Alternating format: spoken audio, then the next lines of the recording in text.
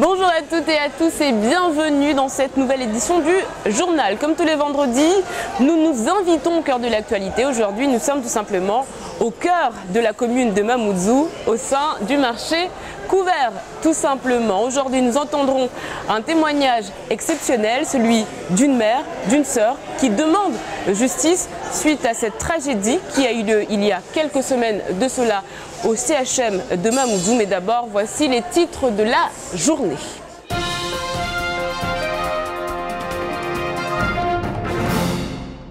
Il faut nous payer. L'entreprise de sécurité UPS n'est pas contente et le fait savoir. Le gérant de la boîte ainsi que 4 de ses salariés se sont rendus ce matin au siège de la société GTA. L'entreprise spécialisée dans le secteur du BTP doit à UPS des mois de salaire. Les suites de l'affaire des affrontements entre supporters de Majicavo et Kaweni se poursuivent. Le conseil de discipline de la Ligue de foot s'est réuni mercredi pour décider des sanctions à prendre. Et ce qu'on peut dire, c'est qu'elles sont lourdes. Les dirigeants craignent même que de nouvelles émeutes éclatent si ces sanctions sont appliquées par la commission régionale. Et puis plus que 18 jours pour s'inscrire sur les listes électorales et pouvoir participer au vote de 2015, la mairie continue à recevoir les électeurs et souhaite sensibiliser les jeunes qui ne votent pas afin qu'ils s'inscrivent rapidement.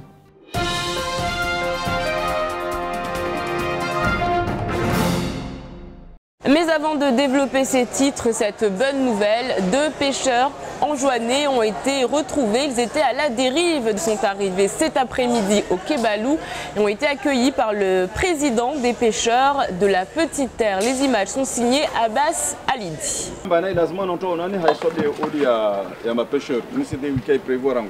Il y a le directeur de service maritime, il m'a appelé comme quoi ils ont eu deux pêcheurs d'Anjouan qui étaient à la dérive au niveau au sud de Mayotte, sud-est.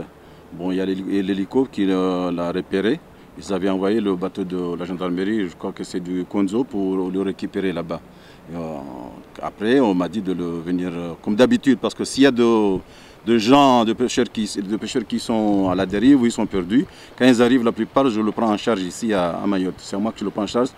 À l'arrivée et leur départ, j'informe les autorités comme quoi ces gars-là, ils partent. Comme le gars, le commandant, là, ils savent bien le zone, il a préféré de venir à Mayotte, rabattre à Mayotte, que d'aller en juin parce que c'était loin. L'entreprise GTA, mauvais payeur? Il semblerait que oui, en tout cas en ce qui concerne la société spécialisée en sécurité et en gardiennage, UPS. Aujourd'hui, le gérant demande des comptes. Les deux sociétés travaillent souvent ensemble et les factures traînent depuis quelques mois. Regardez ces images signées Abbas Alidi. En cette fin d'année, période de fêtes et de cadeaux oblige, impossible pour Ouseni Bourahima de laisser plus longtemps ses factures en souffrance. C'est depuis le mois de mai que la société GTA doit s'acquitter de ses dettes envers la société de sécurité. Celle-ci surveille les nombreux chantiers de construction de GTA. Les agents et leurs gérants sont en attente depuis 8 mois. De nombreuses excuses leur ont été fournies, mais cette fois-ci, ils ne peuvent plus se permettre un délai supplémentaire. On a essayé de trouver des solutions avec cette société, savoir pourquoi on n'est pas payé. Au début, c'était le SMIAM, mais on sait qu'aujourd'hui, le SMIAM a payé et que nous, ils ne nous payent pas. Et la société, on la voit, elle a des grues partout, elle a des chantiers partout, avec les mairies, avec le vice-rectorat, avec la CIM. Et nous, les petits, on n'est pas payés. Et c'est pour ça qu'on s'est présenté au siège de cette société pour réclamer le paiement de nos factures. Ce n'est pas la première fois que le cas de figure se présente. En 2009 déjà, GTA devait une certaine somme à UPS. Entre-temps, l'entreprise est passée en redressement judiciaire. GTA avait alors demandé à UPS de passer outre cette dette pour leur permettre de remonter la pente. Ils sont venus nous voir pour retravailler avec eux, avec des arguments assez convaincants. On a fait un test avec eux sur 3-4 mois, les factures ont bien été honorées. Ils nous ont demandé de faire une croix sur les anciennes créances pour qu'ils puissent sortir de leur plan. 85% de notre chiffre d'affaires, c'est des salaires et charges. Nous retenir 50% d'une facture, c'est tout simplement abusif et inadmissible. D'ici la semaine prochaine, les agents du UPS devraient enfin être payés. Le gérant indique néanmoins qu'il demeurera très vigilant dans les jours à venir. Dans l'actualité également, ces sanctions qui pourraient donc être prises par la Ligue de football de Mayotte à l'encontre de 2 clubs de foot, celui de Kaweni et celui de Koropa. Pour le moment, aucune décision officielle n'a été prise. Pourtant, déjà, les dirigeants de ces 2 clubs s'indignent et indiquent ne pas être au courant de la situation. Ils demandent aujourd'hui des explications. Les précisions de Camille Leca. 4 divisions de moins pour le FC Koropa, 3 pour la SC Kaweni. La menace plane sérieusement sur la tête des 2 clubs pour 2015. Leur président pourrait aussi se retrouver suspendu pendant 4 ans avec interdiction de recruter et de gérer les affaires courantes. Ces sanctions devaient être prises suite aux graves affrontements entre supporters de septembre dernier. Mais pour le président de la SC Kaweni, ces décisions ne peuvent s'appliquer dans la mesure où trop de questions restent en suspens. Ce sera grave parce que, comme on ne sait pas, ils n'ont pas pu nous répondre la question que je leur posais le 6 aux réunions qui étaient là. Ils ne m'ont pas répondu parce que moi, ma question, je ne sais pas, je leur ai posé la question, qu'est-ce que nous, on a fait avec cette action, on a fait quoi nous? Et ils ne m'ont pas répondu. Pour l'heure, même si les sanctions de la Ligue mahoraise de football ne sont pas encore officielles, elles font le tour des médias. Aussi remonté que son adversaire de Kaweni, le FC Koropa ne compte pas s'arrêter là et souhaite saisir la fédération. On va faire appel, on va se battre et comme les gamins hier nous ont donné satisfaction, ils croient à notre défense, puisque hier on est allé à la rencontre, on a fait un beau match, match nul quand même à Kombani. Donc ça nous motive pour dire qu'il ne faudrait pas qu'on laisse des fous à la Ligue faire ce qu'ils veulent, quoi, parce qu'on a très longtemps laissé faire. Et là, c'est la petite goutte qui fait déborder le vase. Aujourd'hui, les 2 présidents de club craignent que de nouvelles émeutes éclatent si toutes ces sanctions rentrent en application. Car pour eux, le maintien d'un football de bon niveau dans les 2 localités est le meilleur rempart à la violence. Un conflit donc sportif, mais également et surtout social. Nous aurons l'occasion d'en reparler dans les prochains jours. On en vient maintenant à ce préavis de grève qui a été déposé. Allons-nous tout droit vers une grève? Il semblerait que oui. L'aéroport file vers la grève, la préfecture vers les réquisitions. La CGTMA a déposé donc ce préavis qui concerne la date du 15 décembre. Normalement, une réunion doit avoir lieu demain, mais les choses sont claires. La convention collective est exigée dans sa globalité. Lundi, le mouvement risque de démarrer, entraînant de fortes perturbations au sein de l'aéroport au moment des départs en vacances. La possibilité que la préfecture ne réquisitionne les personnels n'est pas à écarter. On en vient maintenant à ce reportage qui montre les conditions parfois, souvent difficiles de ces agents de la police nationale. Tous les soirs, le 17 est plus que sollicité, parfois le numéro est même la ligne est même souvent saturée, de plus en plus de coups de fil, de plus en plus de personnes qu'il faut secourir. Shakila Issouf s'est rendu au commissariat le temps d'une soirée. La base pour un complément d'effectif puis signature de la procédure. Ouais, c'est bien reçu, mais on vient d'être requis sur Kaweni par une personne qui nous a indiqué 4 personnes suspectes avec des colis qui pourraient être des pièces de voiture volées. Ah ouais, c'est bien reçu, Sylvain. Géré par un chef de poste qui dirige le service du centre d'appel d'urgence, les policiers en patrouille réagissent à l'appel radio que leur transmet l'opérateur. On a un fonctionnement qui est identique à ce qui se passe en métropole et dans les autres départements d'outre-mer, c'est-à-dire un appel police-secours possible 24 heures sur 24, 7 jours sur 7, au niveau du centre d'information et de commandement et du poste de police, c'est ce qu'on appelle ici un centre d'information et de commandement, qui est le point névralgique du commissariat, où sont reçus tous les appels téléphoniques, soit sur le 17 en cas d'urgence, soit sur le numéro à 10 chiffres. Ce soir-là, 5 patrouilles ont été déployées à la convalescence à Cavani et à Kaweni pour interpeller des mineurs impliqués dans des faits de vol à l'arraché. Une drôle de rencontre nous attendait ce soir-là. Un individu qui se fait appeler Obama, surpris à voler une pomme et à consommer de la bière sur place à la SNI. Mohamed Obama, messieurs, vous voyez tout ça? Vous allez voir avec Johnny, pourquoi il est? Juste avant votre arrivée, effectivement, nous sommes intervenus à plusieurs endroits pour différents faits. Un fait de vol-violence, un autre fait de vol-violence également, une intervention dans un autre secteur. Nous avons eu effectivement concomitamment 3 interventions et nous avons pu assurer, puisqu'en ce moment on est en présence de 5 patrouilles sur les circonscriptions. Donc 3 interventions concomitantes ne nous posent aucun problème. Des interventions qui ne nécessitent pas toujours l'intervention de la police nationale et qui ce soir-là font perdre du temps aux agents de police qui devaient répondre à un appel sur Kombani. La police ne dispose pas plus de 200 agents pour plus de 200 000 habitants. Le dispositif du 17 Police Secours reste dérisoire face à la multiplication des faits de violence entre bandes rivales. Et même si ce dispositif fonctionne avec la volonté des fonctionnaires de faire régner la paix au sein des communes, le manque de moyens humains reste important.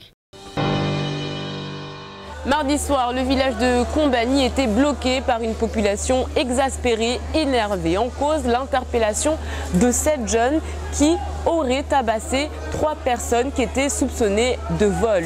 Aujourd'hui, l'une de ces personnes témoigne, clame son innocence et dénonce justement ces faits d'agression. Camille Lecaille et Abbas Salidi. C'est un jeune homme blessé qui souhaite aujourd'hui sortir du silence. Soupçonné par un groupe d'individus d'être l'auteur de vols à Kombani, il sera séquestré dans sa maison, puis frappé. Près d'un mois après les faits, il a accepté de témoigner à visage découvert. Après, on a entendu des bruits dehors, des gens qui criaient, ils demandaient d'ouvrir la porte, sinon si on n'ouvre pas la porte, ils vont défoncer et puis ils vont tuer tout le monde et tout. Et nous, on a ouvert la porte. Et quand on a ouvert la porte, on a vu beaucoup de jeunes de Kombani. Au début, on ne les connaissait pas, quoi. On a vu beaucoup de jeunes avec des masques et tout ça. Et puis, on nous a menottés. On nous a sorti des matraques et des gaz lacrymogènes et tout ça. On nous a dit de fermer nos gueules, sinon ils vont nous assassiner. Après, moi, j'ai dit aux gens, nous, on n'a rien, on ne sait pas pourquoi vous nous enlevez. Vaut mieux qu'on parle là et tout ça, qu'on essaie de se comprendre là tout de suite même, quoi.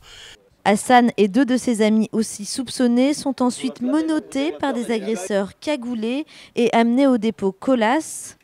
Là, le jeune homme reçoit un nouveau coup, un coup de matraque au niveau du genou. Le lendemain, mercredi 19 novembre, il est amené à l'hôpital par les pompiers pour faire constater toutes ses blessures. Il déposera plainte dans la foulée à la gendarmerie de Sada. Aujourd'hui, malgré sa peur des représailles, il souhaite aller jusqu'au bout pour faire reconnaître l'injustice dont il a été victime. Qu'est-ce que vous ressentez au fond de vous? On m'a sali, quoi. Et puis, ça me fait du mal parce que j'ai encaissé pour rien, j'ai encaissé gratuitement. Et puis voilà, Dieu est là. J'attends que justice soit faite, c'est tout, quoi. À 18 ans, Hassan a décidé de quitter Kombani suite aux émeutes de mardi.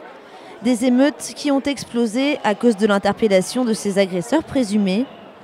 Encore une fois, cette affaire de débordement révèle à quel point la justice populaire ne doit pas remplacer le travail des forces de l'ordre.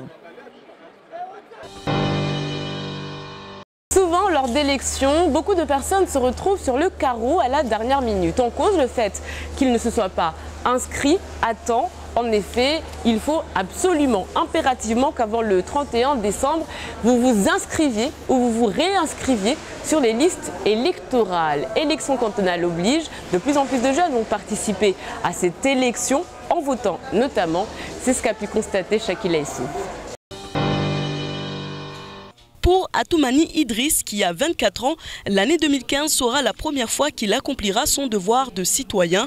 Convaincu par Soufiane, le conseiller technique du maire, un jeune de son quartier, il s'est inscrit sur les listes électorales ce matin. Il prend conscience qu'il vivait en marge de la société avant son inscription. Je ne m'occupais pas vraiment, je ne pensais pas à ça. D'ailleurs, disons, je voulais juste trouver du travail rapidement. C'est pour ça, je m'en foutais de vote en fait. Muni de sa facture, de son attestation d'hébergement, de sa pièce d'identité, son attestation de sécurité sociale, pour Idriss, son dossier est complet. Mais pour le conseiller technique du maire, trop de jeunes restent en marge de la société et ne votent pas, alors que l'avenir de demain, c'est à eux de le préparer. Soufiane parle aux jeunes de son quartier, comme Idriss, pour les convaincre de venir s'inscrire.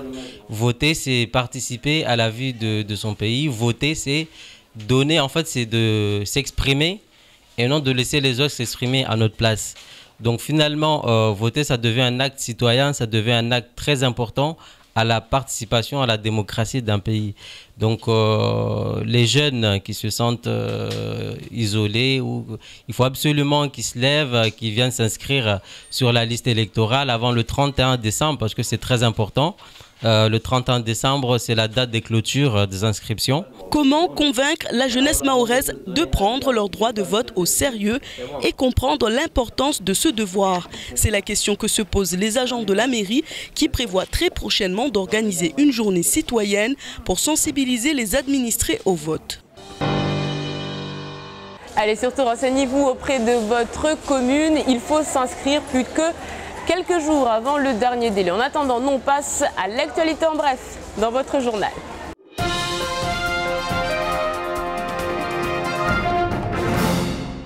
Suite aux propos du président du Conseil général de Mayotte, la ministre des Outre-mer, Georges Paul-Langevin, a tenu à apporter des précisions concernant les fonds européens par la voie d'un communiqué. Les montants des fonds européens FEDER FSE alloués à Mayotte ont été définis dans une décision du Conseil européen de février 2013 à laquelle chacun peut se référer. Il n'y a eu aucune divergence de vue entre la Commission européenne et les autorités françaises. Mayotte a bien bénéficié de l'intégralité des fonds prévus dans cette décision du Conseil européen, précise notamment la ministre. La Commission européenne a enfin confirmé que le programme opérationnel de Mayotte était en voie de finalisation et qu'il pourrait être validé dans les prochains jours. Le député Brahima Boubacar a été nommé vendredi dernier à la commission des lois à l'Assemblée nationale. Il rejoint ainsi le sénateur Thani Mohamed Swalihi. Avant Ibrahima Boubacar, Mansour Kamardine était parvenu à atteindre ce niveau pendant sa mandature de député. Il avait même été ministrable sous l'ère Chirac. Le sénateur Thani et le député Aboubacar pourraient bien l'être également. Leur nom circule de plus en plus dans les couloirs parisiens. À la fin de l'année 2013, le Conseil général avait bouclé son exercice en dégageant un excédent d'une trentaine de millions d'euros. Cette année, la mise en place de la fiscalité de droit commun à l'octroi de mer change la donne. Les excédents seront reversés aux localités pour un montant total de 24 millions d'euros. Et s'il avait annoncé que cela ne produirait pas d'impact sur les finances du Conseil général, il n'en est rien. La perte est sèche et le président Daniel Zaidani en a conscience. Les efforts cumulés ne resteront pas sans effet selon lui, même s'il relativise et explique que l'équilibre devrait être atteint. La situation n'est pas catastrophique, mais il faudra attendre le compte de gestion pour savoir où se situe désormais le département, après sa première année de fiscalité.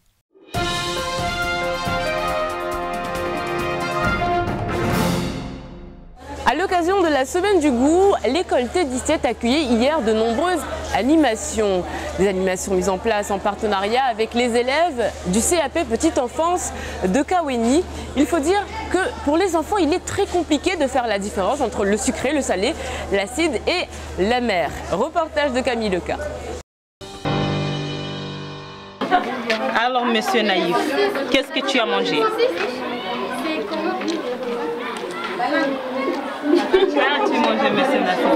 Reconnaître les textures, les couleurs, les senteurs et les saveurs des aliments, c'est l'exercice auquel se sont pliés les élèves de l'école primaire de Kaweni T17 ce matin. Et pas si simple, souvent les enfants ont du mal à aller au-delà de la nuance sucré-salé.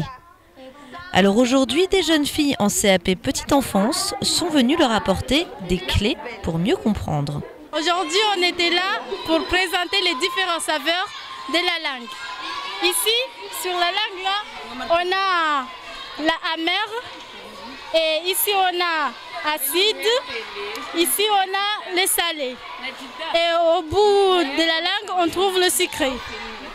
C'est ce qu'on était aujourd'hui en train d'expliquer aux enfants pour qu'ils sachent les différents saveurs qui se trouvent au niveau de leur langue. Deuxième étape de ce parcours du goût, les épices. Coco, café, gingembre, curry, quelles sont leurs odeurs? Elles sont présentes dans l'alimentation quotidienne de ces enfants, d'où l'importance de bien les connaître pour mieux savoir les utiliser. C'est important de connaître les épices. Non, c'est la savate. Parce que si ils préparent un truc, ils savent que ça c'est un vili-vili, un hawaji, un café. Pour savoir les épices de Mayotte, pour que quand ils préparent, ils savent ce que c'est. Les animations d'aujourd'hui ont été organisées pendant plus d'un mois en partenariat par les enseignants du lycée polyvalent et de l'école primaire T17. Plus qu'une simple découverte culinaire, c'est toute une éducation au goût qui doit être valorisée auprès des enfants. Les élèves n'ont pas l'habitude de goûter, ils mangent parce qu'ils ont très faim, mais ils ne goûtent pas les aliments. Voilà. Et donc ça leur permet de réfléchir à ce qu'ils mangent. Et je crois que c'est important pour tous les enfants de développer des organes d'essence. Organes d'essence, que ce soit le goût ou l'odorat, comme on a fait aussi. C'est important. Écoliers et lycéens, tout le monde était satisfait de ce petit voyage d'essence. D'autres animations devraient d'ailleurs être organisées d'ici début 2015 entre le lycée et l'école. Pour l'heure, dernier conseil, et pas des moindres pour les enfants, avant de passer à table, il faut bien se laver les mains. Je vous le disais en début de journal, il y a quelques semaines de ça, une femme décède au CHM de Mamoudzou en cause une césarienne, des complications. Elle n'aura pas survécu, mais son enfant, oui. France Mayotte Matin a révélé l'affaire il y a quelques jours. L'ARS a indiqué que des investigations seraient menées. Aujourd'hui, la belle-sœur de cette femme témoigne. Elle était l'invitée de Patrick Millian ce matin. Maman Jo, bonjour. Bonjour Patrick. Merci d'être avec nous. Je sais que c'est pas facile. Je sais que c'est compliqué de venir s'exprimer sur un plateau de télévision. Première pensée, j'allais dire, comment va le papa? Comment va votre frère? Comme depuis toujours, depuis que le problème s'est passé, ça va très mal. C'est difficile. Très difficile pour lui et pour les enfants aussi, même pour toute la famille. On essaie de lui faire comprendre que c'est arrivé. On va essayer de se battre pour que ça n'arrive plus.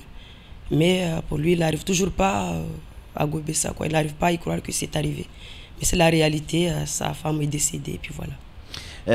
Il se retrouve aujourd'hui avec 5 enfants sur les bras, plus le 6e, le dernier, parce que la maman est décédée, mais l'enfant est bel et bien en bonne santé, oui. Dieu merci. Il s'en sort quand même, il y arrive? Avec beaucoup de courage, on va tous y arriver. Mais ça, pour vous dire que ça va pas du tout. Mais bon, c'est sûr qu'il y a 6 enfants qui sont en jeu, qui sont laissés derrière tout ça. Donc c'est très difficile, très difficile à vivre et à supporter. Maman Jo, est-ce que vous savez aujourd'hui ce qui s'est réellement passé dans ce bloc opératoire? Est-ce que vous avez des informations? Est-ce qu'on vous a expliqué? Est-ce que le corps médical vous a parlé de ce qui s'est passé? Depuis que elle a été hospitalisée en réanimation, parce que nous, on ne savait pas qu'elle devait subir une césarienne en fait.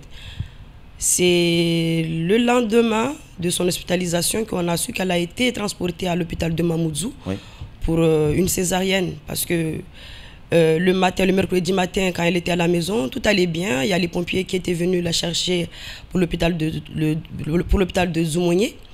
Donc, il y a même les pompiers qui ont attesté que l'accouchement devait se passer normal. Il n'y avait eu aucune complication par rapport au bébé.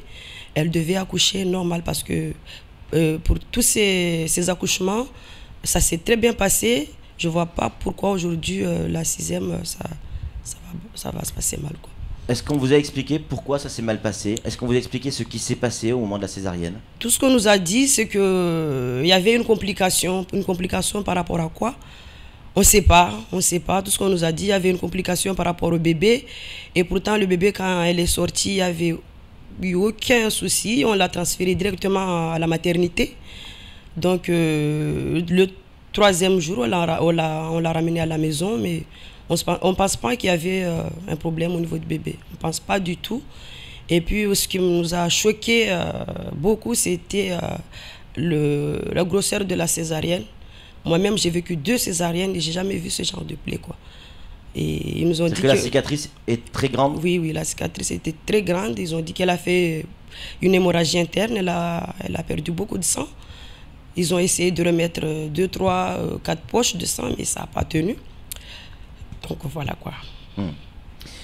Maman Jo, évidemment, il y a toujours beaucoup d'émotions dans ce qui se passe. On va vous laisser effectivement reprendre un petit peu vos esprits. Est-ce qu'on vous a informé des qualités de la personne qui a fait cette césarienne? Tout ce qu'on sait, c'est que voilà, on a demandé à plusieurs reprises d'avoir des gens voilà, pour nous expliquer vraiment ce qui s'est passé, d'avoir la vérité en face, que, voilà, pour que nous on soit soulagés par rapport à ce qui s'est passé, parce qu'on nous a informé qu'elle était en réanimation. Réanimation, mais pourquoi? Par rapport à une césarienne, parce qu'une césarienne, de nos jours, je ne pense pas qu'il y a un souci par rapport à la césarienne. Personne ne doit mourir après une césarienne, c'est inadmissible. Donc on nous a juste dit que voilà, il y avait une complication. Et on n'arrive pas à avaler ça, quoi. Normal. Maman Jo, dimanche, vous appelez à une marche blanche du côté d'Aqua. L'objectif de cette marche blanche, c'est quoi? L'objectif de cette marche blanche, c'est pour voilà, dire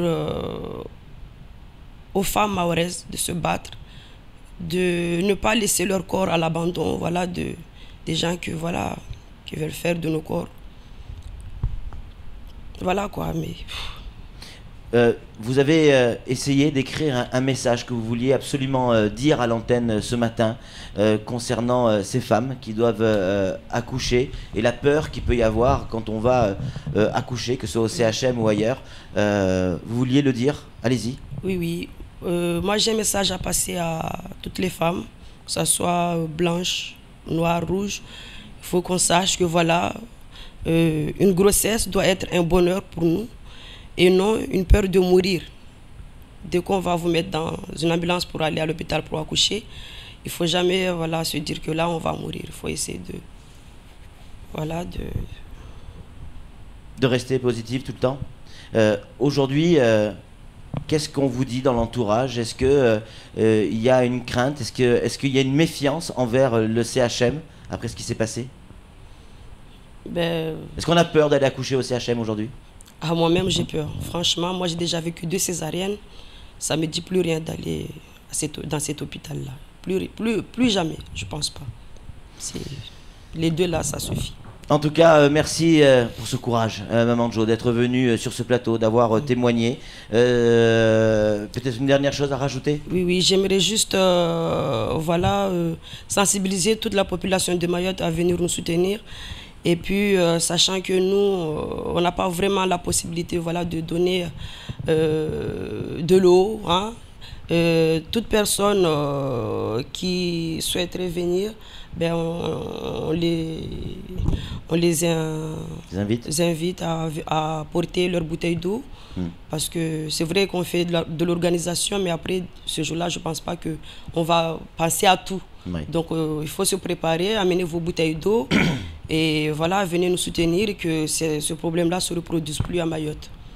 Je sais que ça ne va pas faire venir ma belle-sœur, mais au moins, il faut qu'on ait la vérité, il faut qu'on nous explique ce qui s'est vraiment passé pour qu'on soit tranquille, qu'on dort bien, parce que là, on n'arrive pas à fermer l'œil, ça ne va pas du tout, du tout. Merci beaucoup, Maman Jo, d'être venue sur ce plateau et surtout d'avoir su puiser au fond de vous le courage nécessaire pour venir s'exprimer. C'était prévu depuis le début de la semaine, on avait évoqué, mais on n'a jamais voulu forcer ces gens à venir en plateau. Si effectivement ils sont venus, c'est suite à leur demande, pas plus tard que hier par téléphone. Allez, on conclut et après c'est terminé. Maman Jo. Donc pour la marche blanche du dimanche, le rassemblement ça se fera au carrefour Adobe, à l'entrée d'Aqua. Et la tenue exigée sera la t-shirt blanche. Et puis voilà, ou bien chemise. À quelle heure? À quelle heure? À partir de 7h, tout le monde doit être là à partir de 7h pour pouvoir commencer. Merci beaucoup et à très bientôt. On y sera forcément dimanche du côté de Aqua dès 7h. Merci. C'est la fin de ce journal, c'est la fin de cette balade. Merci de nous avoir suivis. Excellent week-end à toutes et à tous. Dans quelques instants, la météo d'Ornella Périne, suivi du journal en maoré et du temps de parole. N'oubliez pas ce week-end les rendez-vous de l'info présenté par Amina Ariti. Nous on se retrouve lundi pour un nouveau journal. Kwaheri.